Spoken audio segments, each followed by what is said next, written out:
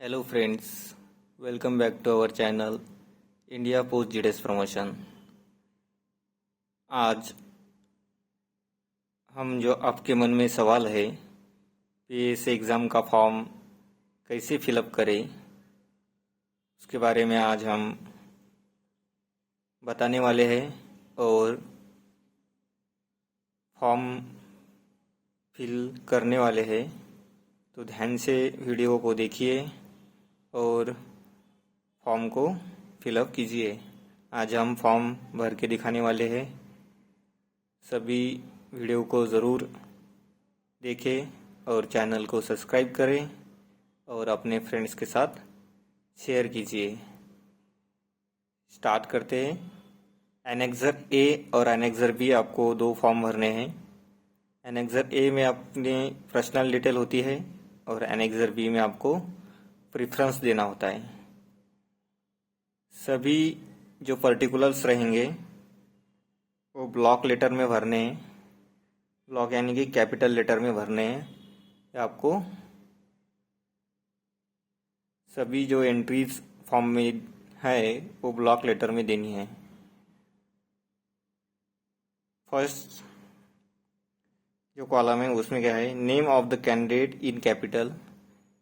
Candidate का name लिखना है यहाँ पे, जो हम लिख लेते अभी।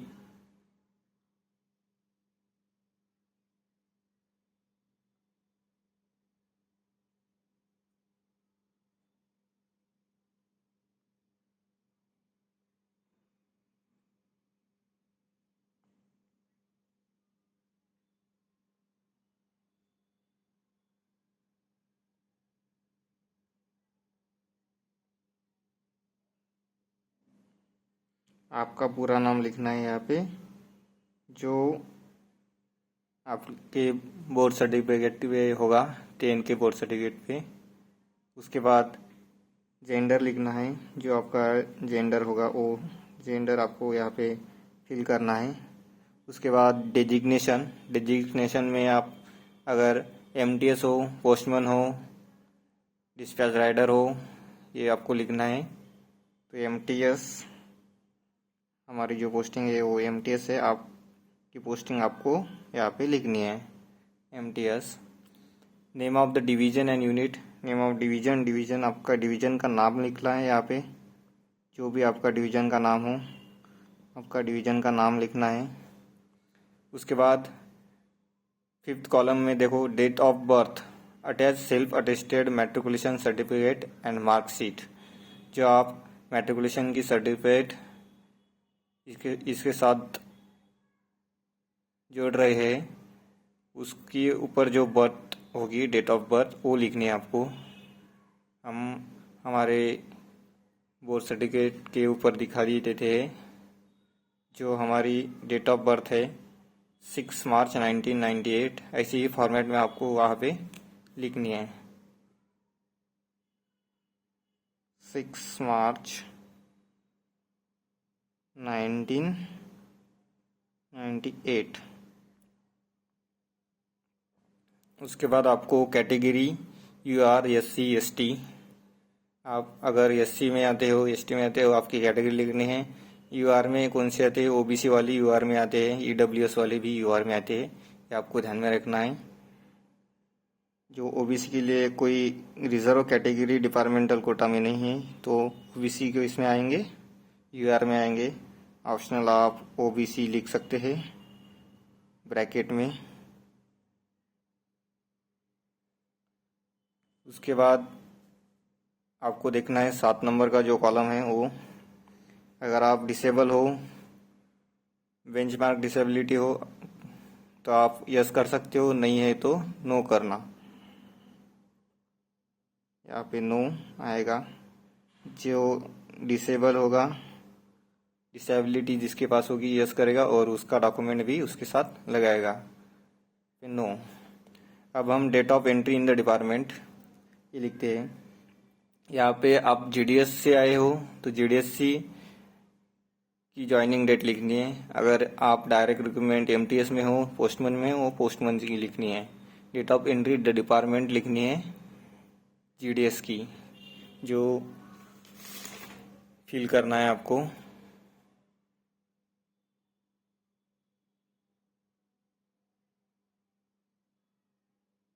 हमारी है 2 नवंबर 2018। अब आगे देखते हैं हम। डिटेल्स ऑफ पोस्ट हेल्थ सस्टेनेटिवली, लेवल 1, लेवल 2 और लेवल 3। लेवल 1 में एमटीएस आएंगे, लेवल 2 में डिस्पैच राइडर, लेवल 3 में आएंगे पोस्टमैन। आपने जो भी अभी पोस्ट हेल्ड किए अभी करंट समय में, उसके आपको डिटेल्स लिखने हैं। हमने किए MTS, name of the post लिखना है यहाँ पे एमटीएस, फ्रॉम, कब से कब ज्वाइनिंग होया, आपने एमटीएस में कब ज्वाइन किया, सॉरी हाँ एमटीएस में कब ज्वाइन किया उसकी डेट लिखनी है, 1 जुलाई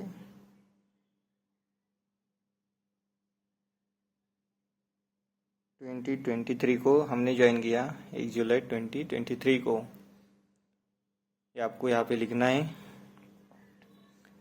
बाकी कॉलम को आपको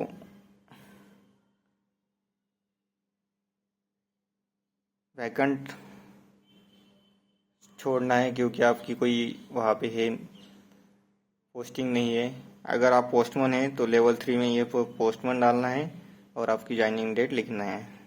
2 में आप कुछ नहीं लिख सकते, क्योंकि अभी तक आप क्या कर रहे हैं, सर्विस ही कर रहे हैं। उसके बाद 10 नंबर के कॉलम में लिखना है details of regular engagement as Gramin Dak सेवक ईपीनी। अगर आप ग्रामीण डाक सेवक में हैं तो उसकी डेट ऑफ ज्वाइनिंग लिखनी है।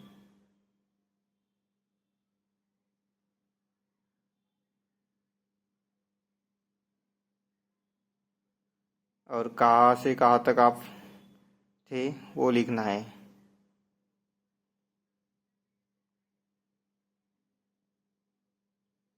और आपको यहाँ पे टोटल एलिजिबल सर्विस लिखनी है, कितने ईयर हुए, कितने मंथ्स हुए। आपको फॉर्मेट लिखना है तो फॉर्मेट लिखिए।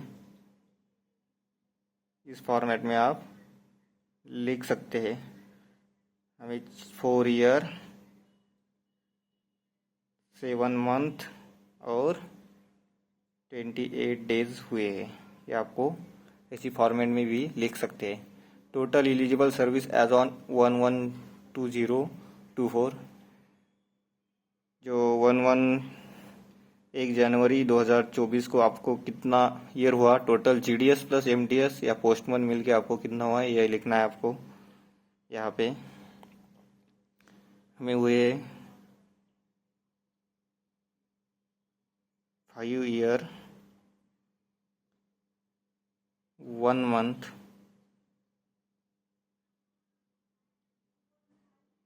और 28 डेज, ये आपको लिखना है। Total service in post level 1, level 2 और लेवल 3 में कितने हुए ये लिखना है। YYMM में लिखना है 1/1/2024 को लिखना है कितना हुआ है। 0 year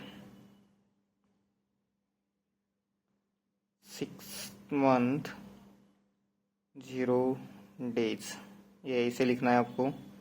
length of engagement render as GDS YYMM में लिखना है वो भी। जो आपने टोटल एलिजिबल सर्विस GDS में लिखी है वही यहाँ पे आएगी 04/7/28 days.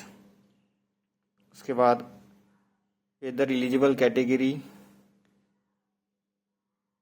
Category B candidate as per eligible category ABC, आपको ये यहाँ पे लिखना है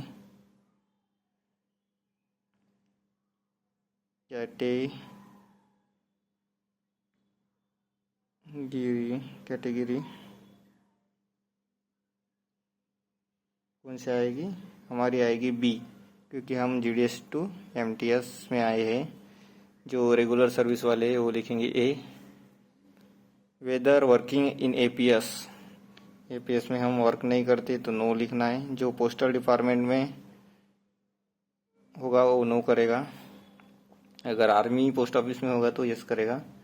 पेनल्टी है क्या? कुछ पेनल्टी हमारे ऊपर नहीं है, कोई हमें 4 नहीं मिला है, नो करना है।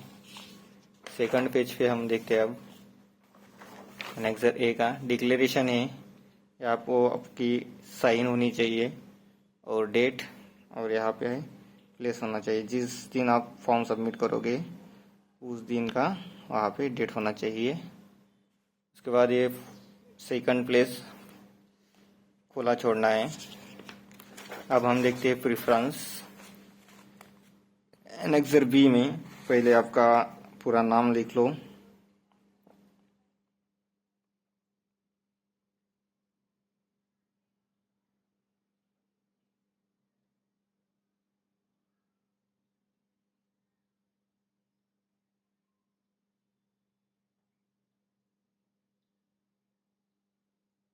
उसके बाद आपका रीज़न लिख लो,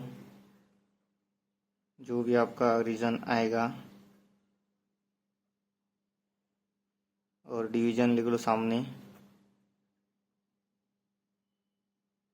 इसमें order of preference for post. Order of preference में अगर आपको पोस्ट ऑफिस के पोस्टल असिस्टेंट को एक नंबर देना है तो 1 नंबर दीजिए। सॉर्टिंग असिस्टेंट को देना है तो उसको 2 नंबर 3 नंबर ऐसे आप दे सकते हैं। अगर आपको सॉर्टिंग असिस्टेंट में जाना चाहते हैं तो फर्स्ट नंबर इसको दीजिए, सेकंड नंबर इसको, थर्ड नंबर इसको, ये आपको फिल करना है। ऑर्डर ऑफ प्रेफरेंस आपके जो सर्कल होंगे उसके हिसाब से जो सीटें होंगी आपको ऑर्डर ऑफ प्रेफरेंस देने हैं। अगर आपको ठाणे को प्रेफरेंस देना है नंबर 1 पे, अगर आप ठाणे जाना चाहते हो तो नंबर 1 यहाँ पे 01 लिखना। नासिक को देना चाहते हैं 02 लिखना। यवतमाळ 03। ऐसे ऑर्डर ऑफ प्रेफरेंस आपको देने हैं। 1 2 3 4 में आपको ये देने हैं। आपके डिवीज़न में अगर जगह हो, सीट हो, तो आपके डिवीज़न को फर्स्ट प्रेफरेंस ज़रूर दे। आपका सिलेक्शन होगा वहाँ पे आपके डिवीज़न में, अगर सीटें हो तो। आप सभी को समझ में आया होगा फॉर्म फिलअप कैसे करना है। Thank you so much. और चैनल को सब्सक्राइब कीजिए और बेल आइकन को प्रेस कीजिए ताकि आपको वीडियो का नोटिफिकेशन मिलता रहे। जिसको जिसको दिक्कतें हैं वो फॉर्म देख के फिलअप कीजिए। आपको एक दिक्कत आ सकती है, जो ये हमने निकाला है 5 ईयर 1 मंथ 28 डेज, ये कैसे निकालना है? आप गूगल पे कैलकुलेटर, एज कैलकुलेटर डाल के आप निकाल सकते हैं। डेट ऑफ बर्थ वहाँ पे दिया जाता है, डेट ऑफ बर्थ, और नीचे दिया जाता है डेट दिया जाता है। इतने साल तक आपको कितना एज हुआ है ये लिखने के लिए आप उधर क्या करेंगे, डेट ऑफ बर्थ की जगह आपकी डिपार्टमेंट में एंट्री कब हुई वो लिखेंगे, और आपको 1/1/2024 में कितने ईयर हुए ये लिखेंगे, तो आपको कैलकुलेशन वो देगा। ऐसे निकालने नहीं आता होगा तो आपको ऐसे ही करना है। Thank you so much. आपको समझ में आया होगा। हमारे चैनल के साथ जुड़ने के लिए धन्यवाद। हमारे चैनल में अभी 500 सब्सक्राइबर कंप्लीट हुए हैं। Thank you so much to all of you.